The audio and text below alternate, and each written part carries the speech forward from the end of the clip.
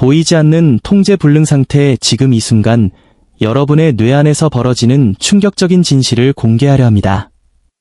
아무리 약을 복용해도 혈압이 내려가지 않는 이유는 바로 뇌 속의 고장난 제어 시스템 때문입니다. 연간 심장외과 전문의로 근무하며 수많은 환자가 매일 한 움큼의 약을 삼키는 것을 보았습니다. 하지만 그들의 혈압은 오후가 되면 다시 치솟고 저녁과 다음날 아침에도 어김없이 상승하는 제약 실패의 끝없는 굴레를 반복하곤 했죠. 이들은 약 복용을 잊거나 짜게 먹거나 운동을 게을리하는 사람들이 아닙니다. 의사의 지시를 완벽히 따르는 모범적인 환자임에도 혈압이 떨어지지 않는 것이죠. 복용량을 늘리고 약을 바꿔봐도 장기적인 효과는 없었습니다. 제가 오늘 공유할 내용은 기존의 혈압 치료 상식을 완전히 뒤엎는 이야기입니다. 펌프가 아닌 온도 조절기의 문제 의료계는 혈압을 단순히 펌프의 문제라고 믿게 만듭니다.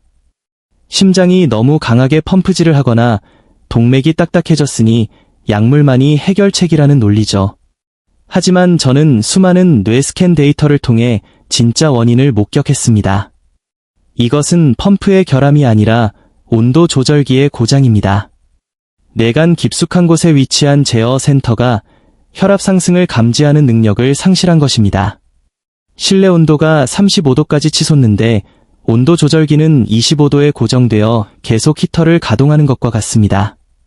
뇌가 압력을 느끼지 못하니 혈압은 계속 올라갈 뿐입니다.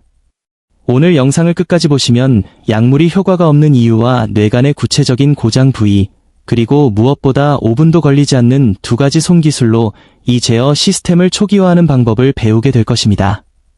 이것은 단순한 추측이 아닌 신경 경로와 화학적 메커니즘을 통한 입증된 신경생리학적 원리입니다. 혈압의 진짜 컨트롤 타워, RVLM 대부분 혈압이 심장에 의해 조절된다고 생각합니다. 심장이 세게 뛰면 혈압이 오르고 약하게 뛰면 내려간다는 식이죠. 틀린 말은 아니지만 전부는 아닙니다. 진짜 컨트롤 타워는 뇌간 깊숙한 곳의 별표 RVLM, 문측 보계측 연수, 별표이라는 부위입니다. RVLM은 전체 심혈관계의 비행 관제탑입니다. 몸 전체의 압력 센서로부터 데이터를 수신하고 분석하여 혈압을 조절하는 명령을 내립니다. 가장 중요한 센서는 목의 경동맥에 위치한 별표 압수용체, 베로리세프터즈, 별표입니다. 압력이 상승하면 이 센서가 늘어나며 RVLM에 압력이 너무 높으니 낮춰라 라는 전기 신호를 보냅니다. 그러면 RVLM은 교감신경의 톤을 낮추고 혈관을 이완시켜 혈압을 안정시킵니다.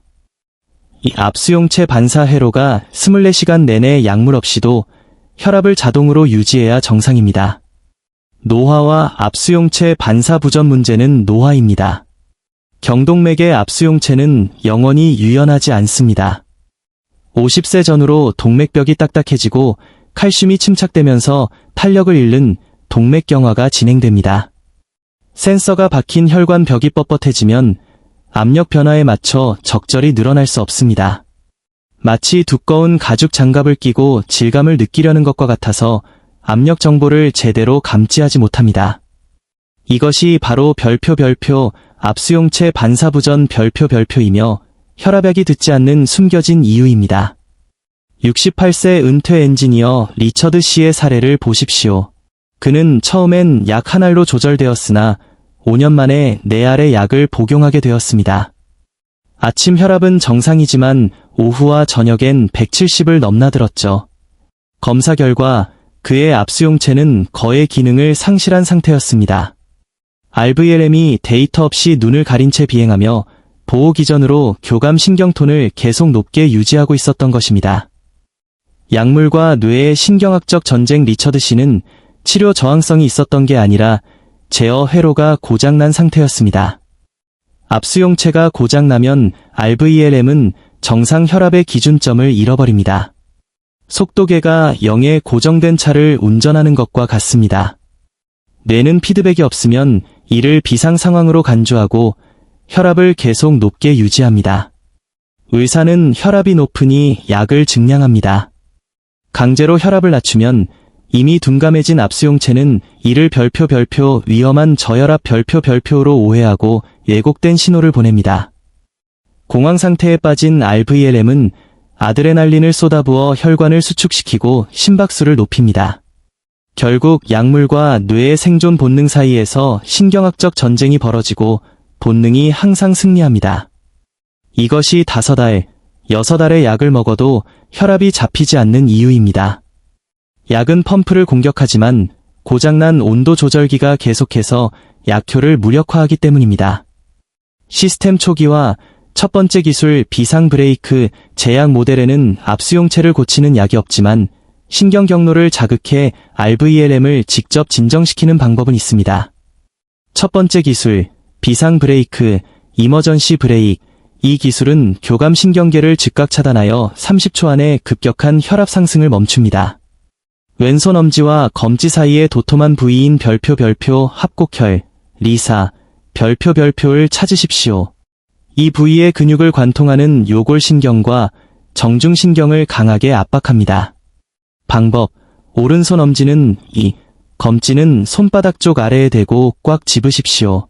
묵직하고 뻐근한 통증, 듣기 재감, 느껴져야 합니다. 원리, 이 자극은 뇌의 통증 제어 센터, PAG를 활성화해 천연 마약 성분인 엔케팔린을 방출합니다. 이는 RVLM에 직접 명령을 내려 아드레날린 방출을 억제하고 혈관을 확장시킵니다. 지금 30초간 꽉 누르십시오. 손이 따뜻해지거나 호흡이 차분해지는 것을 느끼실 겁니다. 이는 급성 혈압 상승 시 급성 처방이 아닌 장기적인 혈압 기준점을 바꾸려면 혈관 수리 메커니즘을 가동해야 합니다. 두 번째 기술, 온도 조절기 리셋, 서머스테트 리세트, 이 12분 프로토콜은 혈관 기능을 재보정합니다. 수건이나 스트레스볼을 준비하십시오. 의자에 편안히 앉아 발을 바닥에 붙입니다. 절대주의 사항, 수축하는 동안 절대 숨을 참지 마십시오. 숨을 참으면 뇌가 공황 상태에 빠져 혈압이 40에서 60포인트 폭등할 수 있습니다. 코로 마시고 입으로 내뱉는 리듬을 유지하십시오. 1라운드, 오른손으로 물체를 최대 힘의 30% 정도로만 쥐십시오. 30초간 유지합니다. 작용 기전, 이 약한 압박은 상완동맥을 부분적으로 폐쇄하여 팔 근육을 일시적 산소 부족 상태로 만듭니다. 이때 아데노신이라는 물질이 생성되며 혈관을 최대한 확장하라는 신호를 보냅니다. 반응성 충혈과 산화질소의 기적 30초가 지나면 손을 완전히 펴고 이완하십시오. 이때 팔을 타고 흐르는 강렬한 열감을 느끼실 겁니다. 이것이 별표 반응성 충혈, 리액티브 하이퍼리미어, 별표입니다. 막혔던 혈류가 정상의 3-4배 속도로 쏟아지면서 혈관벽에 마찰력을 만듭니다. 이 마찰력, 전달 능력은 혈관 내피세포를 파워 세척하여 노폐물을 씻어내고 별표 산화질소, 나일릭 악사이드, 별표를 대량 방출하게 합니다. 산화질소는 3가지 핵심 역할을 수행합니다. 혈관 이완, 전신혈관을 확장해 혈압을 낮춥니다. 혈전 방지, 혈소판이 엉겨붙지 않게 합니다. 염증 억제, 혈관벽의 염증 반응을 차단합니다. 이 과정을 양손을 번갈아 가며 반복하면 여러분의 내피세포는 산화질소를 더 효율적으로 생산하도록 유전적으로 훈련됩니다. 약물은 펌프를 억제할 뿐이지만 이 훈련은 고장난 온도 조절기 RVLM을 재조정하여 근본적인 혈압 수치를 낮춥니다.